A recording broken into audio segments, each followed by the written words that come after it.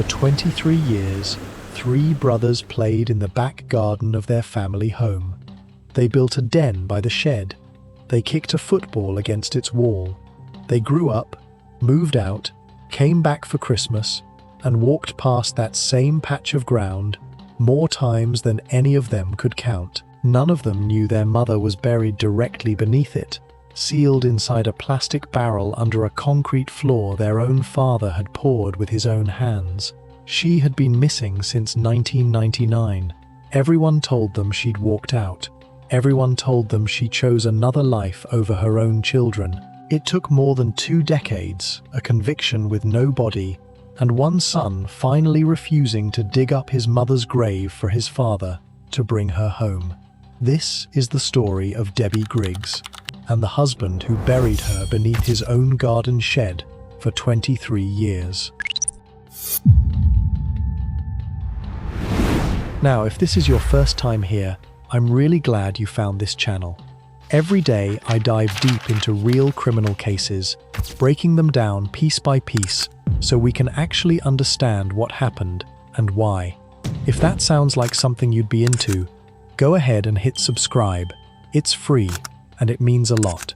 Okay, now let's get back to the case.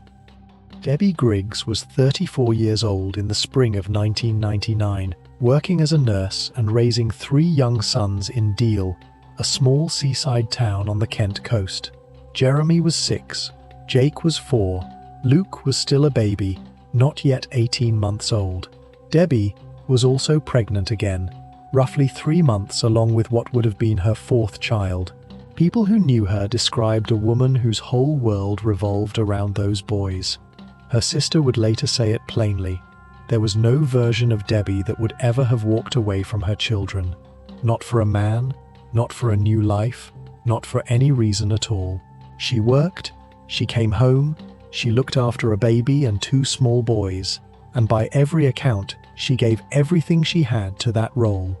Her parents helped where they could, taking the children to playgroup, ferrying them to school, minding the baby while Debbie and her husband worked. It was, from the outside, an ordinary young family in a small English town, stretched thin the way most young families are, but held together by people who clearly loved each other.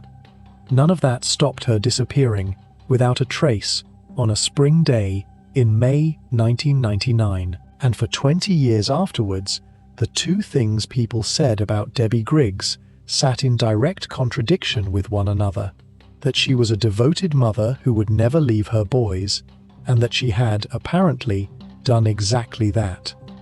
That contradiction would go on to define the entire case. Her family never once accepted the second version. Her mother spent years walking the same stretches of Deal, near the harbour and along the roads leading out of town, in the hope of spotting some trace of her daughter that the official search had missed. It's the kind of quiet, repetitive grief that rarely makes it into a news report. A parent retracing the same streets on foot, over and over, long after everyone else has moved on to other headlines. Andrew Griggs worked the sea for a living, a fisherman and seafood businessman with the kind of practical, hands-on trade that Deal and its neighbouring ports had built generations of livelihoods on. He and Debbie were married, raising their young family together in a house on Cross Road, an unremarkable street in an unremarkable part of town. To the people around them, Andrew was simply Debbie's husband, a working man with a young family, no different from plenty of others in a town like Deal. What almost nobody around them knew, at least not with any certainty, was the strain sitting underneath that ordinary surface. At trial years later, prosecutors would point to 2 separate pressures building in Andrew's life in the weeks before Debbie vanished: trouble connected to his business, and suspicion that he had been engaged in sexual activity with a 15-year-old girl. Prosecutors argued he had, in their words, more reason than anyone to want Debbie gone. None of that was public knowledge in 1999. When Debbie disappeared, it was Andrew himself who reported her missing, telling police she had walked out of the house after an argument between them. For the officers investigating at the time, that account was, on its face, plausible enough.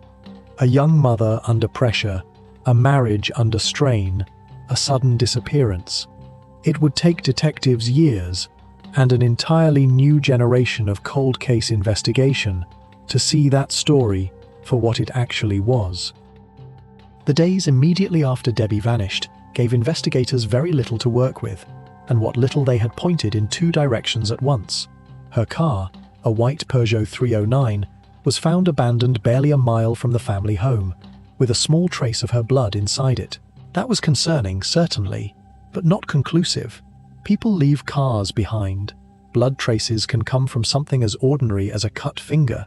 Beyond the car, there was nothing, no sightings that ever checked out, no contact with friends or family, and crucially, nothing from the systems that normally track a person moving through ordinary life. Her bank account sat completely untouched. She never registered with a doctor, never claimed benefits, never surfaced anywhere in the paper trail that follows almost everyone in modern Britain. For a police force in 1999, that combination, a possibly concerning car, and a total absence of any trace of life, wasn't enough to build a murder case around. It left them stuck in an uncomfortable middle ground, unable to prove she was dead, unable to find any sign she was alive. Andrew, for his part, settled into a story and never wavered from it. Debbie had left. She'd chosen to go, and with no body, no confession, and no legal framework at the time confident enough to prosecute a murder without a corpse, the case slowly went cold. Andrew got on with his life. He remarried. In July 2001, a little over 2 years after Debbie disappeared, he moved with his second wife and his 3 young sons to a new home in St. Leonard's, Dorset, more than 100 miles from Deal. To anyone watching from the outside, it looked like a family closing a painful chapter and starting again. What nobody around him knew was that Andrew had brought Debbie with him. The case might have stayed exactly where it was, quietly filed away as an unsolved disappearance, if not for a small and almost accidental piece of persistence years later. In 2015, Debbie's family came across a newspaper article listing Kent's unsolved cold cases and noticed her name wasn't on it. They raised a complaint. That single act of noticing an omission was enough to pull the file back out of storage, and it was that renewed attention, more than any single piece of new evidence, which eventually put detectives from the Kent and Essex Serious Crime Directorate back onto a case that had gone cold 16 years earlier. The full circumstances of exactly how Debbie died on that day in May 1999 have never been fully established, and likely never will be. What is known, pieced together from the evidence eventually gathered, is that Debbie was killed at the family home in Deal, following an argument between her and Andrew. The same argument he would go on to describe to police, minus the part where it ended in her death, rather than her walking out the door. Andrew concealed her body. At some point, he placed it inside a sealed plastic container, a water butt, and wrapped it in blue tarpaulin. For roughly 2 years, while police searched, while Debbie's family clung to hope, while her sons grew from toddlers into young boys, that container remained hidden somewhere in or around Deal. Then, when Andrew relocated the family to Dorset in the summer of 2001, he took the container with him. At the new property in St. Leonard's, he built a wooden garden shed, and beneath it, he poured a concrete floor. Debbie's body went into the ground first. The shed and the concrete went on top of her. For the next 2 decades, that shed stood in the back garden of a family home. Andrew's sons played around it as children. They grew up in that house, with their mother buried a few feet beneath the floor of the outbuilding at the end of the garden, believing, because their father had told them so and continued to tell them so for 20 years, that she had simply chosen to leave them behind. There is something particularly hard to sit with in that detail. A shed is not a hidden corner of a wood or a stretch of open coastline. It's a fixture of ordinary family life, somewhere you'd store a lawnmower or a bike, somewhere children lean their footballs against the wall on a summer afternoon. Andrew didn't just conceal what he'd done. He built a piece of everyday domestic life directly on top of it, and let his sons grow up around it without ever knowing. For a very long time, this case sat in a category British law struggled to deal with at all. A suspected murder with no body and no confession. Without physical remains, prosecutors historically found it extremely difficult to secure a conviction, because so much of a murder case is normally built around forensic evidence taken from the victim herself. What changed the equation years later was a shift in legal thinking, often referred to as proof of life investigation. Rather than needing to prove precisely how or where someone died, cold case detectives built a different kind of case, one based on the complete and total absence of any evidence that Debbie Griggs was still alive. No bank activity, no healthcare records, no contact with any official body across 2 decades, no verified sighting that ever held up. Combined with the suspicious circumstances of her disappearance and Andrew's own behavior and motive, that absence became its own form of evidence, strong enough, a jury eventually decided, to convict him of murder in 2019, more than 20 years after Debbie vanished, and with her body still undiscovered. The physical proof came later, and almost by accident of conscience rather than through traditional detective work. It was information from within the Griggs family itself, specifically from Andrew's son Jake, that led police to the garden in Dorset in October 2022. When specialist officers excavated the site, they found human remains, including fragments of teeth, sealed inside the barrel beneath the shed. A post-mortem examination confirmed the remains were Debbie's. The most damning physical evidence, though, came from a detail almost anyone might have overlooked: the lining of a car boot. When police examined the container Debbie's body had been sealed inside, they found a boot liner that matched, piece for piece, the one missing from her Peugeot 309, the same car found abandoned a mile from their Deal home back in 1999. It directly connected the container in the Dorset garden to Debbie's own vehicle, and by extension, to the man who had access to both. Because of how badly decomposed the remains were after more than 20 years underground, a formal inquest in 2023 was ultimately unable to determine an exact cause of death. Debbie's death was recorded as unascertained, in a case built almost entirely on circumstantial evidence and behavioral proof rather than a traditional crime scene. That final, frustrating gap felt, to her family, like one more thing taken from them. When police first questioned Andrew about the remains found in his old garden, he offered an account almost too strange to be believed. He claimed that around 2 years after reporting Debbie missing, he had stumbled across a container in someone else's garden that he suspected held her body, panicked, and sealed it in fiberglass before someone else, unnamed, buried it. He said he suspected it might be under his own shed, but insisted he never knew for certain. It was a story built to leave just enough doubt in the room, and it collapsed almost immediately against the matching boot liner and the 2 decades of consistent denial that had come before it. None of what follows is a clinical diagnosis of Andrew Griggs.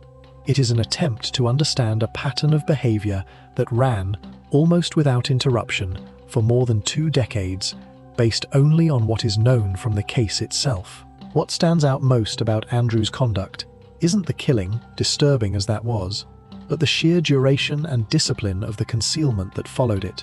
Most people who commit murder in a moment of anger or panic tend to unravel afterwards, through guilt, through carelessness, through the simple difficulty of maintaining a lie under pressure. Andrew did the opposite. He maintained the same story, without variation, for 23 years, through a police investigation, a house move, a remarriage, the raising of 3 children who believed him completely, and eventually, a murder trial. That level of sustained control suggests something beyond ordinary deception.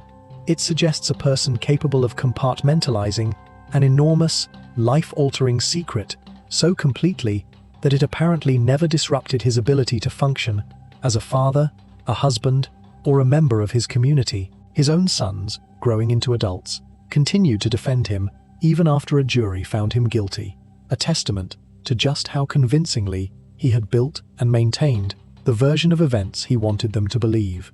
Even more revealing is what happened after the conviction. Most people, once caught and sentenced, focus on serving their time or pursuing an appeal through ordinary legal channels, which Andrew did also attempt, unsuccessfully, in 2022.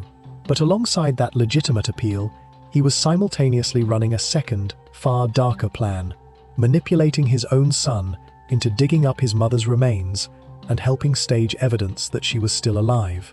That is not the behavior of someone in denial, hoping the truth might somehow not be true. It is calculated, ongoing manipulation, using a child, now an adult, as a tool to protect a lie that had already cost that same young man his entire understanding of his mother's fate. It's worth sitting with what it must have taken for Jake Griggs to refuse that request. He had spent his whole life believing his father's version of events, defending him even through a murder conviction. To be asked, directly, to exhume his own mother's body as part of a scheme to deceive investigators again, and to say no, and to instead report his father to police, is arguably the single most consequential act of honesty in this entire case. It was Jake's decision that finally brought his mother home. There's also a quieter, more troubling thread running underneath the manipulation itself. Andrew didn't simply lie to his son once and hope it held. He sustained an active deception across 3 separate years, coordinating logistics that involved travel abroad and a forged letter, all while incarcerated and communicating only through supervised prison visits. That kind of long-range planning, executed from within a prison system specifically designed to limit exactly this sort of outside influence, speaks to a persistence that went well beyond ordinary denial. It was, in every practical sense, a second crime built entirely to protect the first. Most true crime cases end with a conviction. This one is unusual, because the most disturbing chapter happened after the conviction, while Andrew Griggs was already serving a life sentence for murder. Here is the detail worth sitting with. A man found guilty by a jury, sentenced to a minimum of 20 years, still managed, from inside prison, to run an operation sophisticated enough to involve international travel, forged correspondence, and the physical exhumation of a body, all designed to convince police his murder victim was alive and well somewhere in the world. It raises an uncomfortable question about the limits of what a conviction actually contains. A prison sentence restricts movement, but it does not necessarily restrict influence, particularly over family members who have spent decades believing in a parent's innocence, and may still, even after a guilty verdict, want desperately to find a way back to believing it. There's also something worth examining in how differently the justice system had to treat 2 separate parts of this same story. Andrew's murder conviction in 2019 relied on an absence of evidence, the complete lack of any sign Debbie was alive, built patiently over years by cold case detectives, working within a legal framework that had only recently evolved to allow no body prosecutions at all. Yet the additional offense he committed afterwards, asking his son to dig up the body and fabricate proof of life, was almost the mirror image of that same absence he had spent 20 years maintaining. He had built his freedom, for 2 decades, on nobody being able to prove Debbie was dead. Once convicted, his final act was an attempt to unbuild the very case against him by manufacturing evidence that she wasn't. Then there is the position his sons were left in, which the case never fully resolves. 3 boys grew up in a house built, quite literally, on top of a secret their father had buried beneath their own garden. They defended him as adults, even through a murder trial, until one of them was asked to take part in disturbing his own mother's grave. It's difficult not to wonder how many other families are currently living with a version of that same quiet, unexamined loyalty, built on a story one parent has told them their whole lives, never tested, never questioned, simply because there was never a reason strong enough to doubt it. In this case, there finally was. When Debbie's remains were finally confirmed in October 2022, her sister Wendy described the moment not as relief, but almost the opposite, saying it had made a 20-year nightmare suddenly, unbearably real. For over 2 decades, the family had lived in a kind of suspended uncertainty, never quite able to grieve because they never had confirmation, and never quite able to hope because, in their hearts, most of them had known the truth from the very beginning. What this case leaves behind, more than any piece of forensic evidence or courtroom argument, is the image of 3 brothers who spent their childhood playing feet away from their mother's grave, raised entirely on a story built to protect the person responsible for putting her there. It took one of those sons, now grown, choosing truth over loyalty to a father who had asked him to help deceive the world one final time, to finally bring Debbie home to the family who never stopped looking for her. 23 years after she went missing, a mother who spent her days looking after 3 small boys and a job as a nurse was finally laid to rest, not because the system found her, but because her own son decided that his mother's memory mattered more than his father's freedom. If you want to understand how a cold case like this one gets solved decades later, sometimes not through forensic breakthroughs, but through one person finally deciding to tell the truth, that's exactly the kind of story you'll find broken down on this channel every single day. If that's something you're into, hit subscribe. It's free, and it genuinely means a lot. Thank you for watching.